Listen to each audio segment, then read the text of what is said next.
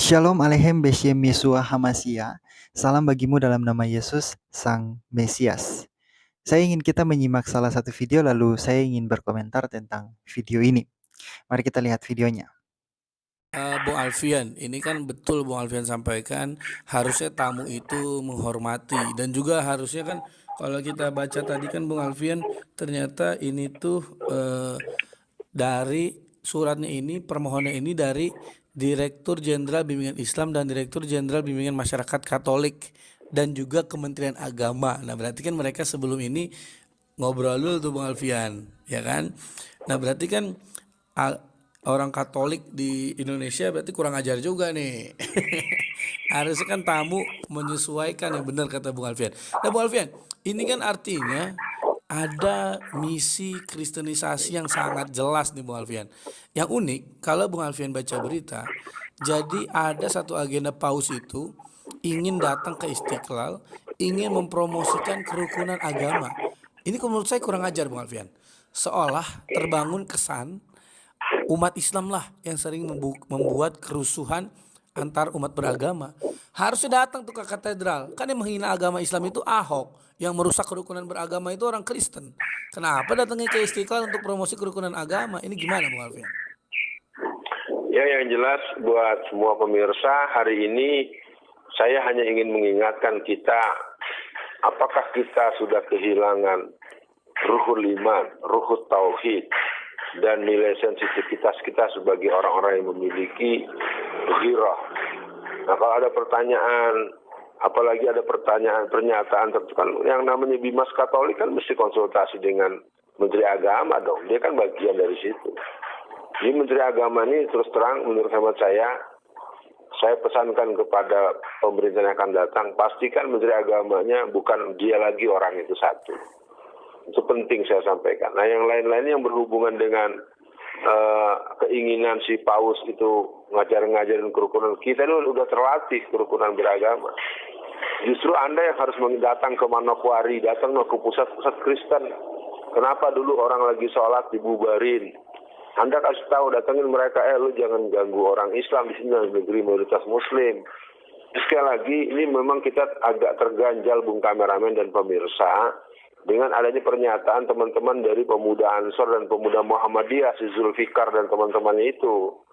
Sekali lagi, inilah sebagai satu tanda bahwa sesungguhnya mereka itu datang dengan membuat prakondisi yang membuat kita tidak bulat untuk merespon mereka, dan tentu pimpinan pusat Muhammadiyah mohon agar bisa memanggil Zulfikar, dan kalau memungkinkan Zulfikar itu dihentikan dalam posisi permanen. Nah yang kedua adalah urusan ini harus menjadi respon secara kolektif. Jadi si Paus itu kasih tahu, lu urus aja agama lu, lakum dinukum waliyadin. Gak usah pakai, dan pengurus Masjid Istiqlal juga kalau mau bertamu ya udah mungkin destinasi aja lah, senyum-senyum, foto-foto di teras gitu. Nah kalau memang sampai dia masuk pakai ceramah-ceramah segala macam, saya tidak akan masuk pada posisi mendukung sehuruf pun. Kata kuncinya, Paus itu adalah pemimpin Katolik seluruh dunia. Silakan saja.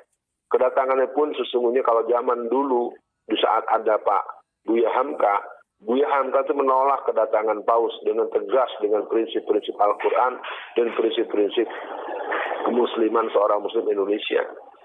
Ini sekali lagi pertanyaannya, mana MUI, mana Muhammadiyah, mana NU, mana kelompok-kelompok Islam yang mayoritas, mana yang selalu disebut sunnah Rasul, mana dia? Ini agama kita dipermalukan begini, azan kita diganggu-ganggu. Ayo sebut-sebut, berikan dasar-dasar hukumnya, berikan penjelasannya, berikan penolakannya.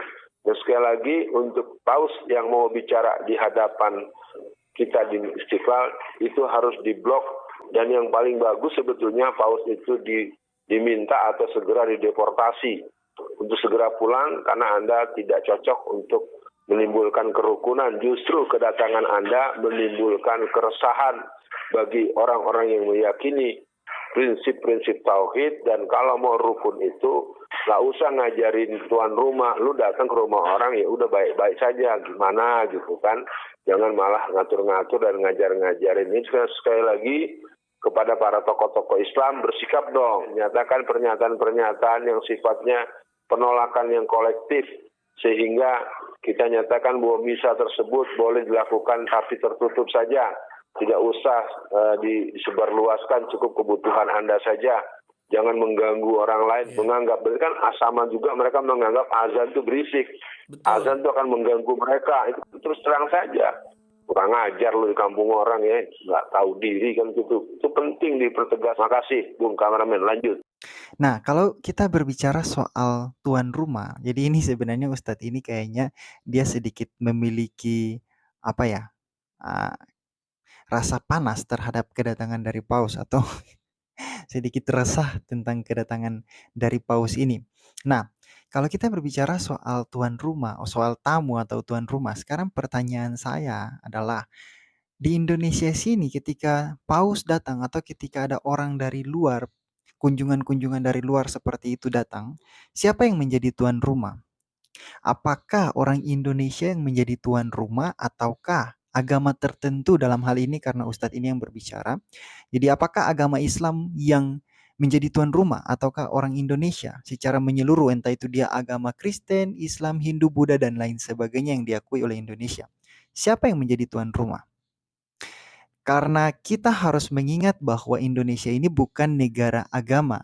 Sekalipun ada agama yang mayoritas di dalam negara itu bukan berarti bahwa Indonesia harus ikut aturan dari agama itu.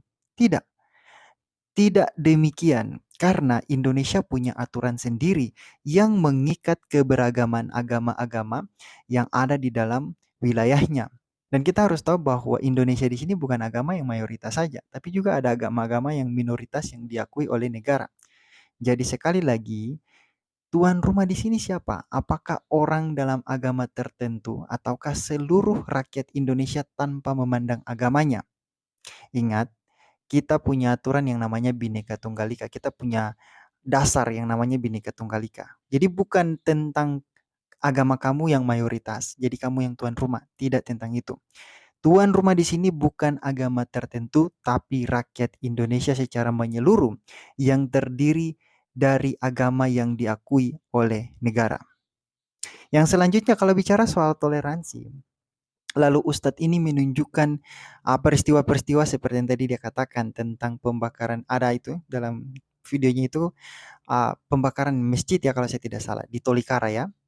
Nah, saya ingin mengatakan begini, mengapa selumbar di mata saudaramu bisa kau lihat dan bisa kau bilang sini saya kasih keluar selumbar itu, tapi balok di matamu itu tidak kau keluarkan?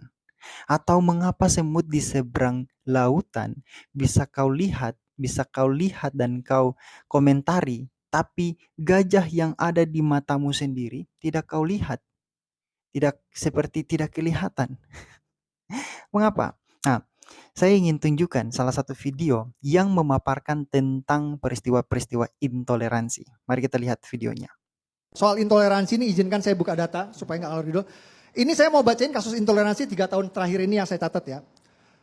Izinin ya, kasih waktu ya Bang. Agak makan waktu. Penolakan ibadah GKPS di Purwakarta 2 April 2023. Penutupan patung Bunda Maria atas desakan Ormas 3 Maret 2023. Penolakan ibadah di Tarakan, Kalimantan 28 Februari 2023. Pembubaran ibadah GKKD Lampung 19 Februari 2023. Pembubaran ibadah Natal di Cilebut Bogor 25 Desember 2022. Penolakan gereja di Cilegon Banten 7 September 2022. Pembubaran ibadah Natal di Tulang Bawang Lampung 25 Desember 2021.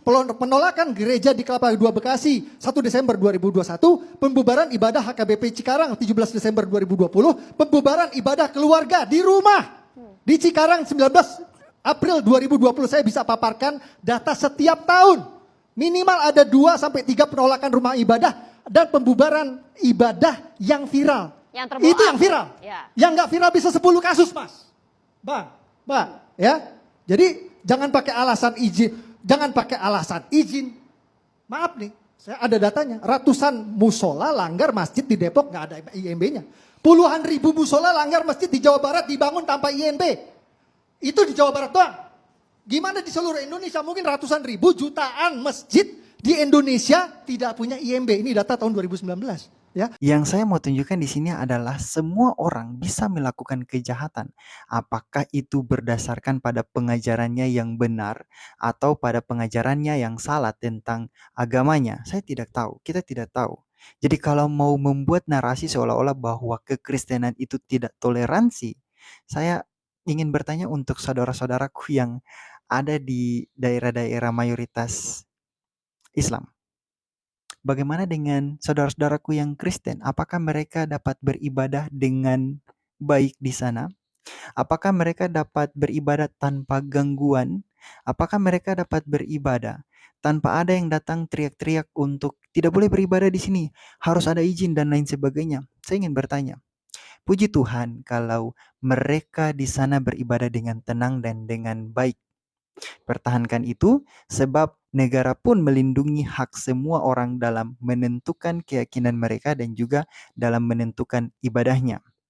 Jadi negara menjamin itu ya, menjamin keyakinan mereka, menjamin untuk mereka bebas memilih keyakinan apapun dan juga ibadahnya.